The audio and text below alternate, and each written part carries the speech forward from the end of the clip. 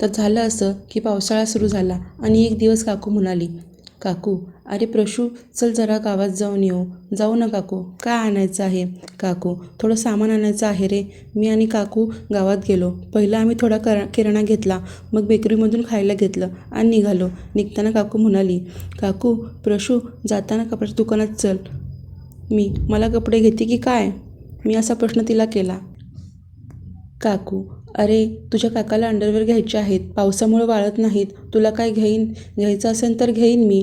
नाही गं, असंच बोललो मी. आम्ही कापड बाजारात गेलो. एका ठिकाणी गाडी पार्क केली आणि कपड्याच्या दुकानात गेलो. काकाला अंडरवेअर घेतल्या आणि दुकानातून बाहेर पडलो. बाईककडे जात असताना लेडीज अंडरगार्मेंटचं दुकान दिसलं. काकू म्हणाली, ए प्रशू, जर त्या दुकानात जायचं आहे. हा, जाऊन ये. आहे मी इथे. चल ना, एवढ्या पिशव्या एकटा कशा सांभाळणार मी? अगं, ते लेडीज दुकान आहे. अरे मग काय झालं? तू काउंटरवरती थांब. बरं. मी आणि काकू त्या लेडीज दुकानात गेलो. काकू आत गेली आणि मी काउंटरपाशी थांबलो. मोबाईल काढून मोबाईल पाहायला लागलो. मला नजर वरती करू वाटत नव्हती म्हणून मोबाईल बघत होतो. सगळीकडे ब्रा, निक्कर, गाऊन, परकर अडकवले होते. आता किती पण काही केलं तर नजर तर किती वेळ लपवणार ना, म्हणून मी त्या ब्रा, निक्करकडे पाहू लागलो आणि नजर वरती केली तर सरळ नजर काकू जिथे उभी होती तिथेच गेली होती. तिथे काकू निक्कर वरती करून धरून बघत होती. कदाचित ती तिच्या मुलीला निक्कर घेत होती, कारण ती फुल निक्कर होती. मग असंच मी चोरून चोरून बघत होतो. काकून त्या 2 निक्कर घेतल्या आणि नंतर ती त्या बाईला काहीतरी म्हणाली. मग त्या बाईने खालून एक बॉक्स काढला. त्यातून तिने व्ही शेपवाली निक्कर काढून दाखवली काकूला. काकू पण त्या निक्कर पारखून घेऊ लागली होती. त्या इंग्लिश कलरच्या फ्लावर्सच्या असलेल्या प्रिंटेड निक्कर होत्या. तिथं मला काय झालं काय माहीत, मी पहिल्यांदा काकूला तशा नजरेने पाहिलं होतं आणि त्या निक्करमध्ये काकू अशी दिसत होती की डोळ्यासमोर आलीच. काकूचं आवरलं हे लक्षात येताच मी परत मोबाईलमध्ये बघायला सुरुवात केली. त्या बाईने पिशवीत निक्कर टाकून आणल्या. काकूने पैसे दिले आणि आम्ही दुकानातून बाहेर पडलो. काकू, अजून काही खरेदी करायचं आहे का? नाही, झालं सगळं. निघायचं का मग? हो, चल. आम्ही निघालो, पण रस्त्याने फक्त काकू आणि काकूचाच विचार येत होता निक्करचा. असं का होत होतं मला माहीत नाही. आम्ही 3 वाजता गेलो होतो तर घरी 4:30 वाजता आलो. मी माझ्या रूममध्ये गेलो आणि गुगलला वेगवेगळ्या निक्कर सर्च केल्या. इमेजमध्ये मला वेगवेगळ्या निक्कर घातलेल्या बाया, मुली आणि बाजारात वाकली बाईची निक्कर दिसली, लाईन दिसली. ते पाहून माझा पुन्हा कडक झाला आणि मी हलवायला घेतलं. बाथरूममध्ये गेलो. फोटो बघत हलवत होतो, पण नजरेत काकू समोर येत होती. त्या दिवशी थोडक्यात मी काकूच्या नावे हलवलं होतं. रात्री सकाळी जेवण करायला बसलो. आता माझं लक्ष नुसतं काकूवर होतं. तिच्या कोणत्या भागाचं दर्शन होईल हे बघत होतो, पण तसं काय दर्शन झालं नाही. जेवण झाल्यावर थोडं फिरून आलो आणि रूममध्ये गेलो आणि नेटवर काकू एवढंच सर्च केलं तर खूप सारे कथा आणि व्हिडिओ झाले. मी जवळपास रात्री 3 वाजेपर्यंत सगळं वाचलं. सकाळी 5 वाजता उठायचं असतं. इथं तुम्हाला सांगायचं राहिलं की आमच्याकडे 8 गाया आहेत आणि त्याचा सकाळी दूध काढायची पाळी माझी आणि काकूची असते आणि रात्री पप्पा आणि काका. मी 5चा अलार्म लावलेला असतो, पण रात्री जागरण झालं होतं म्हणून मला जाग आली नाही. काकू मला उठवायला आली. दार वाजवून तिने मला उठवलं. मी डोळे चोळत दार उघडलं खरं आणि काकूबरोबर गोठ्याकडे निघालो. डोळ्यावर झापड होती, पण काकूला पाहून झोप उडाली होती. काकूने साडी वर उचलून वरती बांधली होती. ती नेहमीच असं करते. काकूच्या त्या गोऱ्यापान पायांवरती माझी नजर गेली होती आणि माझं भान हरपलं होतं. गायांना वैरण टाकून झालं होतं आणि मी धारा काढायला बसलो. गाईच्या एका बाजूला काकू आणि दुसऱ्या बाजूला मी. दूध काढताना माझं सगळं लक्ष काकूच्या उघड्या मांड्यांवर होतं. जसं धार काढून झाली आणि काकू उठली. उठताना काकूची साडी अजून थोडी वर गेली आणि तिच्या अजून आतल्या मांड्या मला दिसू लागल्या. थोडं कमी पडलं नाही तरी काकूची मला आता चिमणीच दिसली असती. धारा काढता काढता माझा कडक झाला होता. कसा तो ॲडजस्ट करत होतो ते मला माहीत. सगळं काम आवरलं आणि आम्ही आमचं आवरायला गेलो. आता मी पूर्ण काकूचा वेडा झालो होतो. जमलं तर काकूला करायचं, नाही तर तिच्यावरती नुसतं नयनसुख घ्यायचं ठरवलं होतं. असंच दिवस जात होते. मी काकूला त्या नजरेने पाहायचो, कुठे तिच्या शरीराला स्पर्श करायचो. आमचे धुतलेले कपडे घराच्या पाठीमागे वाळत टाकलेले असायचे. तिथे जाऊन मी काकूच्या निक्करचा, अंडरगार्मेंटचा वास घ्यायचो. बाथरूममध्ये जाऊन हलवायचो, पण वलांडी करून निक्कर काढून हातात घेत नव्हतो. असेच काही दिवस गेले. एक दिवशी झालं असं की काकूचा भाऊ गाडीवरून पडला आणि त्याला भेटायला जायचं होतं. आता काकूला कुठं जायचं असेल तर मी तुझ्यासोबत असायचो. काकूचं माहेर आमच्या घरापासून 30 ते 35 किलोमीटर आहे. सकाळी आम्ही बरोबर निघालो. बोलत बोलत चाललो होतो.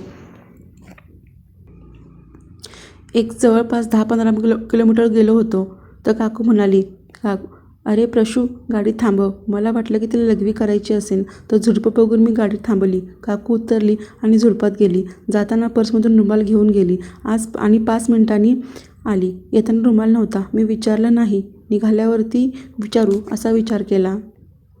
तेवढ्यात काकू म्हणाली, प्राशू, मेडिकल दिसल्यावरती गाडी थांबव. का गं काकू, काय दुखतंय का तुझं?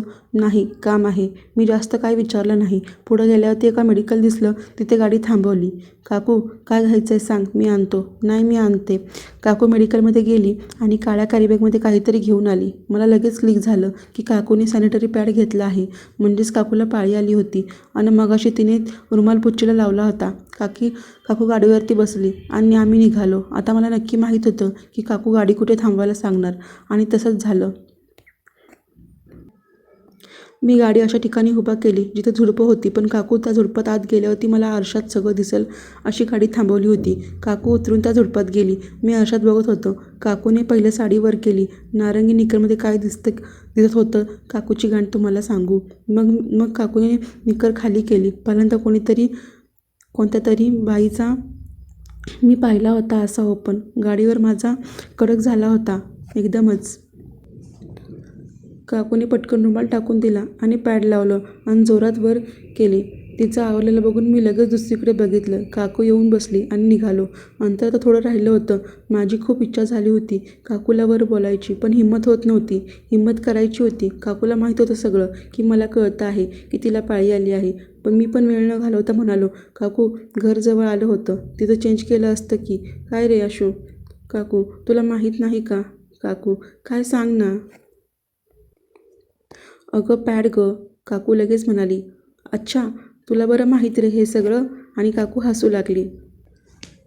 मग मीही म्हणालो, काकू बस का, मी पण काय एवढा लहान राहिलो नाही आता. हो ना, तू बराच मोठा झालायस. काकू चेष्टा करू लागली. बोलता बोलता काकूचं घर आलं होतं. काकू सगळ्यांना भेटली. गप्पा झाल्या, जेवण झालं. मग आम्ही 5 वाजता निघालो. आभाळ आलं होतं म्हणून लवकर घर गाठायचं होतं. घराच्या जवळ आल्यावर पाऊस लागला आणि मी काकूकडे थोडे भिजलो होतो. 2 दिवस आमचं नॉर्मल रुटीन चालू होतं. पण या 2 दिवसात काकू माझ्याकडे आणि मी काकूकडे बघताना दोघांकडून एक स्माईल पास व्हायची. एका दिवशी झालं असं, आई रानातून आली होती आणि म्हणाली, आई, प्राशू गुरांना मका आणायला गेल्यावरती काकूला घेऊन ये. तुझ्याबरोबर नाही आली का ती? अरे मला स्वयंपाकाचं बघायचं होतं म्हणून आले लवकर. मी बरं म्हणालो. 5 वाजले होते. आभाळ भरायला लागलं होतं म्हणून मी निघालो रानात. शेतापाशी जायच्या आधीच पाऊस चालू झाला. मी भिजलो. रानात आमची एक खोली होती. तिथं आम्ही धान्य स्टोअर करायचो. गाडी तिथपर्यंत जात नाही. मी गाडी बाजूला लावली आणि भिजत खोलीकडे गेलो. शेतात मला काकू दिसली नाही. मी पळत खोलीपाशी आलो तर खोलीबाहेर मला काकूच्या चिखलाने भरलेली चप्पल दिसली. म्हणजे काकू आत होती. दरवाजाकडे जाताना पाहिलं, खिडकी लागते. खिडकी थोडीशी तुटलेली होती. खिडकीतून डोकावून बघितलं तर असा करंट लागल्यासारखं झालं. एरडीपेक्षा पण भारी. धान्यांच्या गोण्याला टेकून कोपऱ्यात काकू खाली बसली होती. साडी वर केली होती आणि तिची निकर गुडघ्यापर्यंत खाली आलेली होती. केस नसलेली तिची चिमणी ती चोळत होती आणि ते बघून माझा कडक झाला. टन उभा राहिला. भिजलो असलो तरी गरम वाटायला लागलं होतं. तिची चिमणी चोळत होती. मी आत्ताच चालू झाली होती. तिला असं वाटलं असेल की आता पावसात कोण येणार नाही. काकू ती चोळत असताना काय चेहरा करत होती. एकदम भारी. मला संधी मिळाली होती. विचार केला की काकूला ह्या अवस्थेत पकडायचं आणि तिला राजी करायचं. मी वाट बघत होतो की काकू कधी आतमध्ये बोट टाकून आत बाहेर करायला सुरुवात करेन. 2 मिनिटांनी काकूने बोट टाकलं आणि जोरजोरात आत बाहेर करू लागली. काकूच्या गाडीने जोर धरला होता. मी दरवाजाकडे गेलो पण दरवाजा लावलेला होता. ढकलला तर काकू वरती घेऊन साडी खाली करत होती. मी परत खिडकीकडे आलो आणि खिडकी जोरात ढकलली आणि काकूला आवाज दिला. ए काकू, काय करत आहे तू? काकू गडबडली, भिली. वरून पाऊस चालू होता. पत्र्याचा आवाज येत होता. काकूला कळलं नाही की आवाज कुठून आला. तिने पटकन उभं राहून साडी खाली केली आणि वरती निकर ओढत दरवाजा उघडायला आली.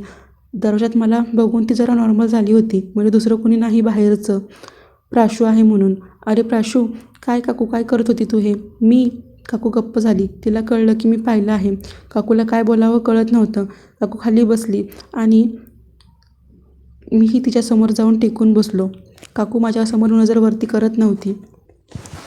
मी पुढे बोलू लागलो, अगं काकू काय करत होतीस तू? माझ्या जागी दुसरं कोण असतं तर काय झालं असतं? काकू काही बोलत नव्हती, मान खाली घालून होती. काकू बोल ना, तू मला पुतण्या मानते की मित्र? तरी काकू काय बोलेना. मी उठून निघायचं नाटक करायला लागलो. काकूने हात पकडला, उठू दिलं नाही.